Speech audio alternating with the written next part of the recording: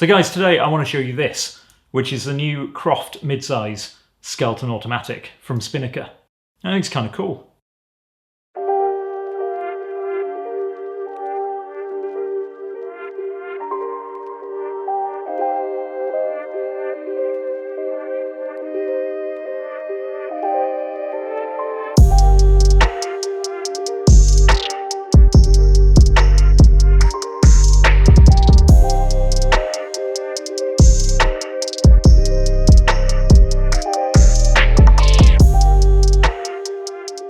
If you're new to the channel, my name's Simon and I mostly talk about watches. If you like watch content, why not subscribe to the channel and go back and check out some of my other videos later. So skeletonized dials are a bit of a polarizing thing in the watch world. Some people absolutely love them and others, well, not so much. I'm rather partial to skeletonized watches, and one of the ones that I'm slightly obsessed with at the moment is the Zenith Defy 41 in ceramic, which has an incredible open work dial. And it just makes me tingle in places that, well, I'll leave that to your imagination. So when SPINNAKER said that they had a new skeletonized version of its Croft midsize coming out, and asked if I wanted to take a look, well, I couldn't really say no. This Croft midsize skeleton limited edition is the latest in the Croft midsize series, and pretty impressive it is too. So midsize means a 40mm case, and on this one it's made from 316L stainless steel. It's brushed on the top and on the sides with a polished chamfer and a polished caseback.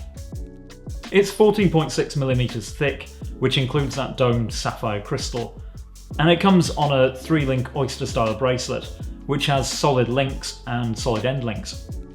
It's 20mm wide at the lugs and tapers down nicely to 16mm at the clasp, which is milled, and it has a fold over clasp and a security lock with push buttons at either side to release it.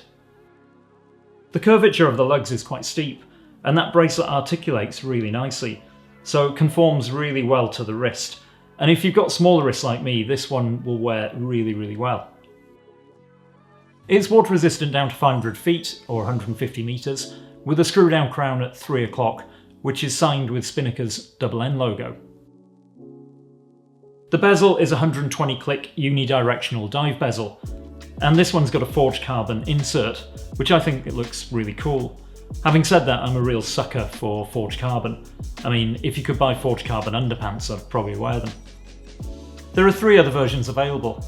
There's one that has a rose gold bezel insert with matching rose gold accents on the dial and a rose gold handset, which I think looks pretty smart. And there's also a gold PVD plated version and a black PVD plated version available, neither of which are really my kind of thing. But guys, tell me in the comments what you think of this steel and forged carbon version. The bezel action is really positive and precise.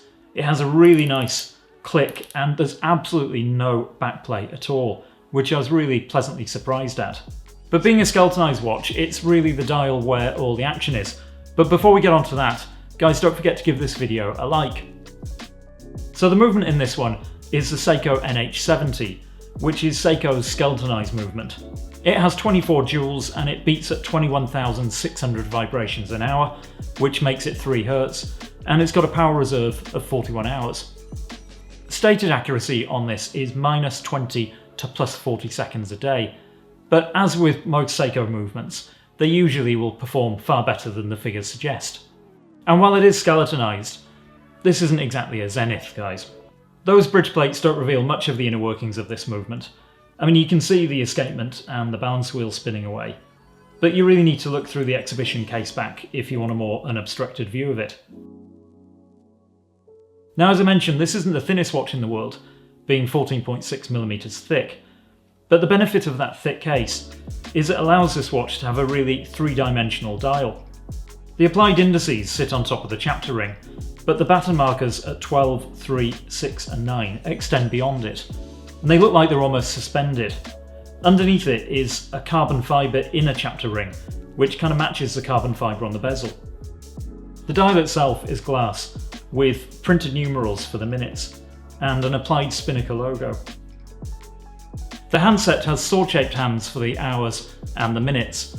There's a lollipop second hand, which has a red tip, and that matches the red text at the 6 o'clock position on the dial, as well as the red triangle on the bezel at 12. Now they've really gone to town with the lume on this thing.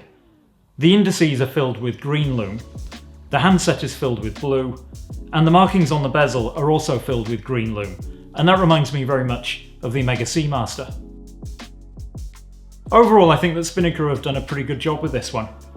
I mean, sure, some people will argue that a dive watch should be a tool watch, and that a skeletonized dive watch is a bit of a contradiction. But that aside, if you like skeletonized watches or something just a little bit different, then I think you'll be a fan of this. That thickness may be an issue for some, but on the wrist, I have to say that it really isn't an issue for me. Now, if I was going to be critical, my only real gripe is that there's a pretty big gap where the bracelet meets the case, and it allows the bracelet to flex from side to side a little too much for my liking.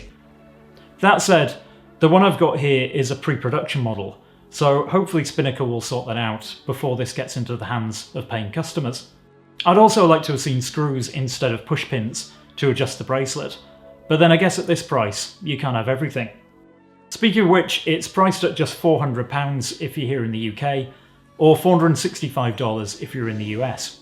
Now at that price point, there's no denying that this offers pretty good value, that's for sure.